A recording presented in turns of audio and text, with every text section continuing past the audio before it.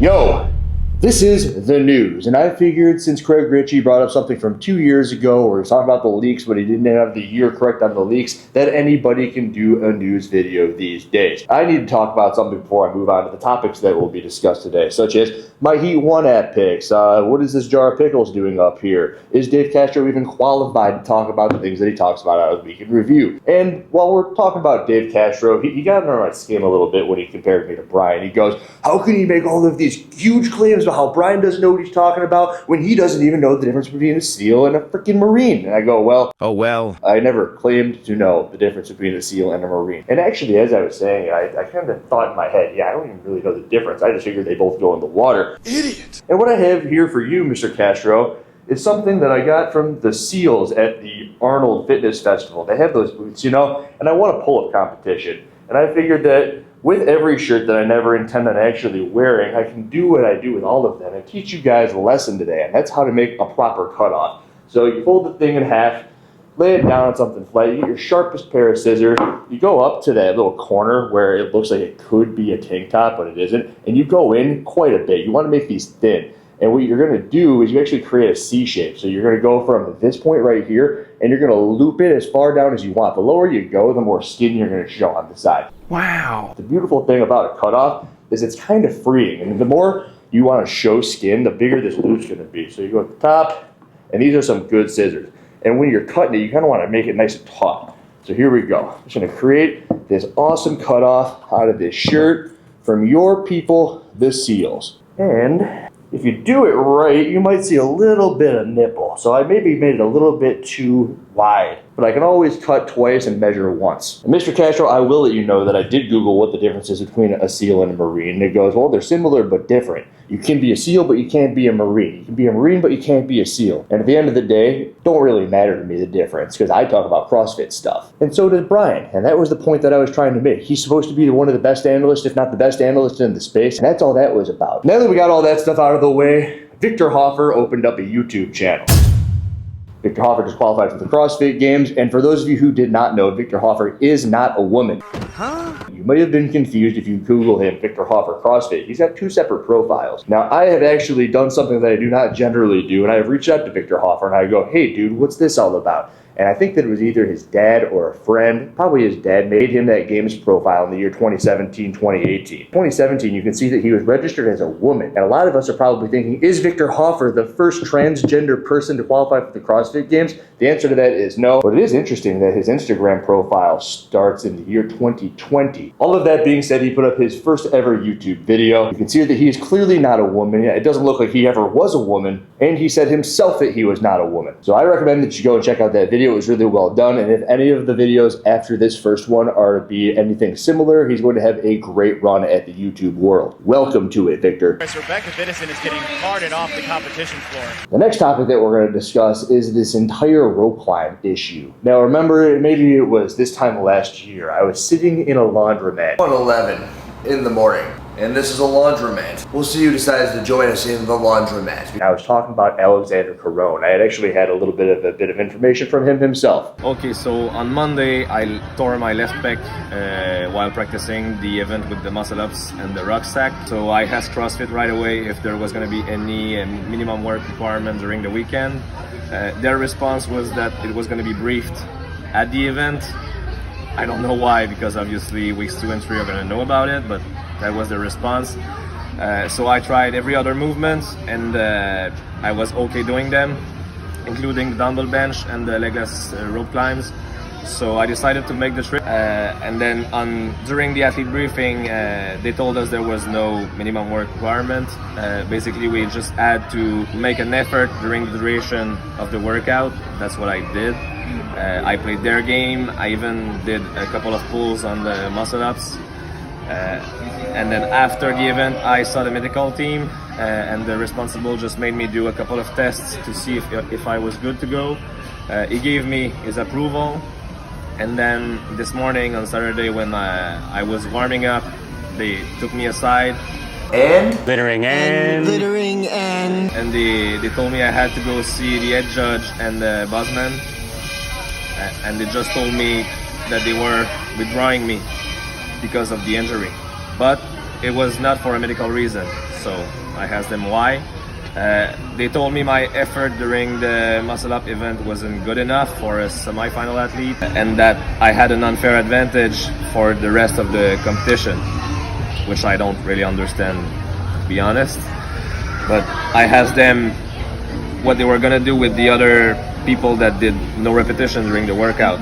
And they just told me, we're not going to have this argument with you, but this is our final decision. CrossFit did not let him continue in the competition due to a pec injury that he had coming into the competition. They said, you can't do the muscle ups with that pec on due to a pec injury that you had. Well, you can't continue on in the weekend. Now, of course, the thing here was, if you don't do the event, you can't accrue points to qualify for the CrossFit Games, and everyone was all up in arms about this, myself included. And this year, the big issue is the Rebecca Fittison rope climb issue, where she comes off the top of it and she's laying there for a little bit. Everyone now knows that had nothing to do with the CrossFit Games team because it was the French Throwdown venue that had to be the people who were the medical staff. So why did CrossFit take so long to help her out? And then also, why did CrossFit let her continue into the workout? Well, guys, do you not remember that this time last year, everybody was all angry that Alexander Caron couldn't even start the event, and now you're going to be all angry that Rebecca Fittison was allowed to continue in the event? Are you losing your freaking minds? Dave Castro wants to know about the positive things that I say about CrossFit. And here's a positive thing that I can say about CrossFit's HQ staff and whatever. Letting her continue was a good thing, because it's what we were all upset about with Corone last year. I actually don't know 100% that it was a CrossFit Games team idea. Maybe this is due to the French Throwdown staff. Their medical team said, hey, yeah, go ahead and keep going. But you cannot have it both ways. And I very much liken the CrossFit Games to a bunch of gladiators hanging out in an arena. And if you're going to fall down a rope and you're going to hurt yourself on a rope climb, it's the nature of the sport. You're going to hurt yourself on a rope climb. In the NFL, they don't blow a play dead because someone's injured. They take care of it when the play is over. Now, the difference between the NFL play and Rebecca Fittison is it's an 11-minute event versus a 30-second play. But only the soft people in the world are going to get mad at CrossFit or anybody for the way that that was done. So if you're mad, you were probably soft. And frankly, all I could hear in the freaking Talking Elite Fitness podcast where they were discussing the Rebecca Fittison rope climb is that Matt O'Keefe's favorite word is frankly. Quite frankly, quite frankly, quite frankly, quite frankly, quite frankly, quite frankly, quite frankly, I mean, quite frankly, quite frankly, quite frankly. Frankly. What do you, I know what this is all about. I know that you are in cahoots with the CrossFit Affiliate Collective, Mr. O'Keefe, aren't you? Good morning, CrossFit community. Frank here. Yes, coming to you from my bathroom. Yeah, I make them from my bathroom. Andrew, I'm sorry that upsets you. His name is Frank! His name is Frank! At this point, you're probably really wondering what this jar of pickles is doing up here. And this is just a point where I needed to talk about something. And the reason these pickles are out here is because every single day I'll have at least 4 of these guys. I told something to Alexis and she had no idea that this is why I eat so many pickles. You guys might know, and some people comment on the fact that I was this little fat kid in one of these videos, right? I got all this extra skin from when I was a little fat kid. 200 something pounds, 5 foot something tall. And I remember how easy it was for me to lose weight once I grasped this topic. It's something that I'll still echo to this point in time. And it starts with the pickle. My dad had a buddy that came over and he saw me eating a couple pickles, and I was also obese at this point. My dad's buddy goes, oh, you learned the secret. I go, what, the secret? The secret to what? And he goes, the secret to losing weight. Now, I didn't ask, and I also didn't know the secret, but once he had told me this, my mind was forever blown. He goes, look at the nutrition facts on this. And I had never looked at a nutrition label in my life. And I looked at the nutrition facts on the jar of pickles, and it said, you got 0 calories in there. I go, all right, what does that mean? He goes, that means you could eat that entire jar of pickles and you're not going to gain any weight. Wow. I'll tell you what, from that point on forward, we went to Sam's Club right then. I got the biggest jar of pickles, and weekly I would eat this jar of pickles. It had to have been a gallon or 2 big. Every week I would have a big freaking jar of pickles, and that's what I would eat. You know what happened? I lost a whole bunch of weight. Andrew, your blood pressure was through the freaking roof because of all the salt. It doesn't matter! I'm like, yeah, I don't care because I was also running. And when you exercise, you're going to start sweating and you're going to lose all that extra salt. I would not tell somebody who's sedentary to eat a jar of pickles a day, but it's the ultimate thing to curb your cravings. And also, if you are an athlete, you are sweating, it is a good replacement for your sodium. You'll see people on the sidelines of professional sports games drinking freaking pickle juice. And kind of where this has gone for me from that point, where I was just a dumb little fat kid who figured out that pickles were the freaking holy grail of weight loss, to now was that you want to continue to eat a whole lot of food that's good for you and not just try to throw away everything. Try to add in stuff that you can eat. Don't subtract counteract all this other stuff. So if I'm hungry and I want to eat something, well, then I'm going to eat some pickles and I'm going to be full from it. And I'm going to be satisfied because it's a salty, crazy good food. I'm not going to say, oh, I'm hungry and avoid food, because that's ridiculous. You should always eat something when you're hungry. Now, this is something you can eat. And I got those tricks all freaking day. Back to Dave Castro. Is he even qualified to be running this sport? That's something that I saw on a Reddit thread. Is Dave Castro even qualified to be doing this? Now, the unfortunate thing for the people of Reddit is that I like to think critically, and I think that they make claims all the time that are out of their minds. Because, of course, they're trying to say that the reason that CrossFit isn't doing so hot right now is that Dave Castro doesn't know what he's doing. I'm of the opinion that Dave Castro might be the only one at CrossFit that knows what they're doing. The one that understands where it's come from. Just about everybody else over here right now has no idea what CrossFit is. I was sitting on the couch yesterday with Alexis like we do every single night before we go to bed, and just clicking through YouTube, and I opened up this video about the guy who founded Liquid Death, and then also the dude who founded the Crumble Cookie Company. The craziest things about these people is that the Liquid Death people, he was from advertising. He created a water company. He's an advertiser. And the Crumble Cookie guy, he'd never made a cookie in his freaking life, and now he's got $1 billion company. Him and his sister's cousin or something created this cookie company, and they started making cookies, and they did the whole noble thing where it's like,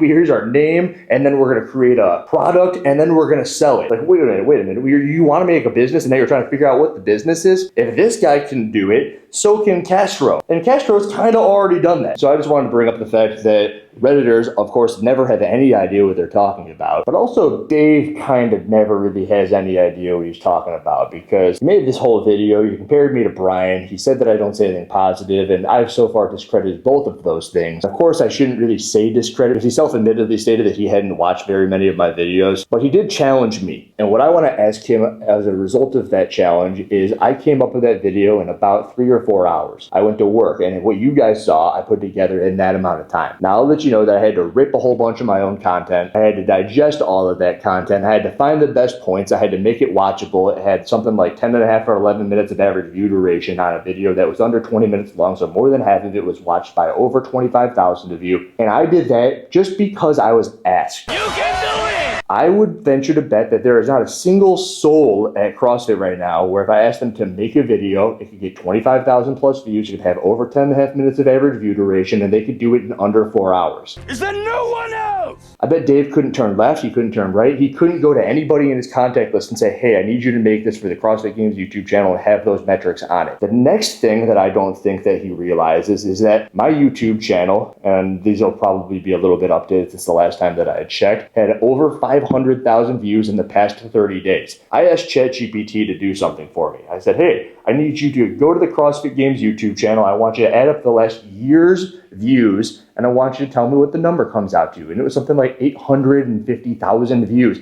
in the last 12 months. In 12 months, it had 850,000 views. My channel had over 500,000 in the last 30 days, 1 month. Now, the other thing that's going to be unfortunate for Dave is I went into the CrossFit Games YouTube channel, which is different than the CrossFit YouTube channel. He's talking about the service games, and no one understands what the service games is. So I went back 6 years. I saw this video from Rory that's got 15,000 views explaining what the 2017 liftoff is. If you don't know what it is, you can go look at that. It's going to pretty simply tell you what it is, and I bet that, I don't know, what 10% of those people signed up for it. Now, 15,000 views on a video that is 1 minute long is really freaking good. Here's an update show from the 2018 regionals with our 250,000 views. An update show. Remember the update show? It's like what we're doing here right now. Tia Wright. Who's Tia Wright? 6 years ago, this is a CrossFit podcast on the Game Channel with 31,000 views. Now, I bet that some of the older folk in here are people who've been around for a little bit know who Tia Wright is. But I bet that if you just started up CrossFit, you got no idea who that chick is. But back then, 31,000 views. But it's not all that comparable to something like this page, where you're going to see that Brooke Wells had a catch-up thing where she got 180,000 views. And this page alone, from the CrossFit Games update page, you can see that there's absolutely nothing present day that looks like this anymore. Brooke Wells does today's workout. Here is a 35 to 49 update where it has 29,000 views, where they actually talked about the Masters. That's pretty wicked. Here's a 50 to 56 where it has 51,000 views, where the Masters were talked about on the Games channel. Oh man, a 7-minute video with 50,000 views. Oh well. They have drug test videos that get 70,000 views back then. Some Reebok Pick'em episode episode that got 37,000 views from 5 years ago. The documentary team got a 32,000 view video. So Dave, you wanted to challenge me. I don't know whether or not I passed that, but I figured I would pass along the challenge back to you and your team. Make something that even comes close to what it looked like 6, 5, 7 years ago. And see if they can do it in 4 hours or less. And see if it does better than my video did. I'm gonna guess it doesn't. And while we put a bow on the Dave Castro Andrew Hiller drama, let's go peek over at Be Friendly Fitness, where he still does not understand why things are the way they are. I don't know why Dave Castro would talk about Hiller for the first 8 minutes. You know, why is this the topic? Like right now is a time period where the best athletes in the world are all condensing on a few areas around the globe to take on a series of 6 tests over 3 days against their region. And these guys, including Dave, are spending most of their time talking about completely irrelevant things to the season and the athletes. That's why no one will remember your name. He is the director of the sport, and he does have the opportunity to say more about what was, in many people's opinion, the best competition in Europe, at least in a long time. You know, we just had this incredible weekend of semifinals in both Asia and Europe, and there was a one-liner opener at the start of his weekend review saying, first week of semis is underway, and I'm great to send some athletes to the games. Immediately following 10 minutes of talking about some guy. Say my name. There was just this competition over in Europe that nobody watches any of my stuff for. No one watches any of my stuff, and Dave didn't talk about it for 1 second on the weekend review. Hey dude, you're covering this Eurasia thing. Now, I don't understand what that is. What is that, Europe, Asia? Is there some continent that I don't know about called Eurasia? It doesn't matter! Stop yelling at CrossFit for not talking about your stuff. Make your stuff better. Make stuff that people want to talk about. I invented the piano key necktie! And then you won't be like this Derek or whatever. What is his name? I don't know. The guy who I keep tagging and stuff. His name is Drake. Drake Stevens. Mission accomplished, Hiller. Mission accomplished. You've made all this stuff. Is it doing any good? Well, I could be making stuff that is good. Brian's stuff is good. But if 5 people watch it, what's it doing? Nothing! Do you guys not understand? I feel like I'm taking crazy pills! Everybody show some love to Drake Stevens. I did tell you that I would talk about my Heat 1 picks. Now, if you guys are unfamiliar with the Heat 1 app, it's only gotten better and better every single competition. So it's been around for what? I don't know, a year, maybe a year and a half. And I noticed that there was this new feature added where you can now move your people up and down within the app. So it is cool to see that it is being improved constantly. There is a top 12 pick'em. So at my top 12, I got Fikowski winning the West for the men. I had Alex Gazan winning the West for the women. And then on the men's side, it goes Medeiros, Leahy, Vellner, Grace Haber, Sam Quant, Brandon Bucket, James Sprigg, and Zach Bunton. And I know what you're thinking. You're looking at the thing and you're like, where is Colton Mertens? And I'm like, yeah. Colton, you're not going to make it, dude. Colton, these workouts are not good for you. And you'll see that in the 9th spot, I've got Zachary Bunton. And that's a big dude. And you'll see that I got people like James Sprigg, Brandon Luckett, Sam Quant. These are all big guys. You'll look at Yella Hosta last weekend. And Yella Hosta, that dude, he's a big guy. What I need to tell you next is that Victor Hoffer, who did make it, and he is on the smaller athlete side, and everyone knows that Colton's on the smaller athlete side. He also has home run potential. The home run potential that he has are on stuff like the handstand walk. I don't see Colton being a home run handstand walker. I do see Colton being a home run event tour, but Colton's got a grip issue, and that's not going to bode all that as well on those dumbbells on event 6. Event 5 is the snatch, which isn't his best lift. He's much better at the clean and jerk in a front right position, which we saw at the Crash Crucible. He massacred that thruster workout, but snatches aren't thrusters. Wow. It was the same 10-8-6-4-2. The rope climb box step down workout is not a rope climb workout. Even if it were, he's probably the worst in the men's field at the legless rope climb. But then again, it is a bike workout, which when you compare him to the larger athletes, is at a distinct disadvantage on it. After all that is said and done, I think that he finishes behind Tudor Magda in 11th, and maybe even behind the Sam Dancers of the world, and maybe even behind the John Wood Cole Sagers of the world. It's going to be a tough weekend for Colton. And I say all of that, and I'm going to be able to throw freaking hand grenades at Proven for ruining my boy Colton. And on the flip side of that, we go over the chick side, and we see Danny Spiegel in 4th after Emery Rolfe and Ariel Lowen, followed by Abigail Domet, Devin Kim, Sydney Mikulishin, Kelsey Keel. And then on the 9th spot, you got Rebecca Fuselier, who I would have really liked to have thrown into the top 9. But again, like Colton, smaller athlete, home run potential on which event again? Because it is kind of a well-rounded 190-pound male, 150-pound female, and she just said on the 7 podcast that she's 127 pounds, and while that isn't going to keep you out in and of itself, it is going to make it hard for you to rocket up the leaderboard. I actually like Hedy Canio as somebody who might be the typical dark horse, or the dark horse. I mean, hell, you might be able to throw her in there into the top 8. Tyra Milligan won't be able to climb herself out of the hole that she puts her in out of the first event. Bethany Flores, I have her in 12th just because I think she's fragile. Olivia Kerstetter could probably push for the top 3 on the snatch, but I don't see her as the powerhouse that you need to be in order to compete with the women who are the Alex Kazans, Emily Rolfs, Ariel Owens, and Danny Spiegels of the world. Yeah, Danny Spiegel is going to make it to the CrossFit Games. I know I made a video saying, actually, wait a minute, I said that he was less likely, but that entirely changed once they gave them another spot. He's also making it next weekend. That is the news. These are warm pickles. That is all I have to say about that. Andrew Hiller, out.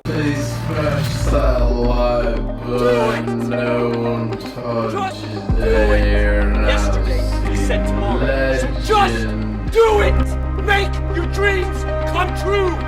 Just do it! Some people dream success while you're gonna wake up and work hard at it. Nothing is impossible. No, what are you waiting for? Do it! Just do it! Yes, you can!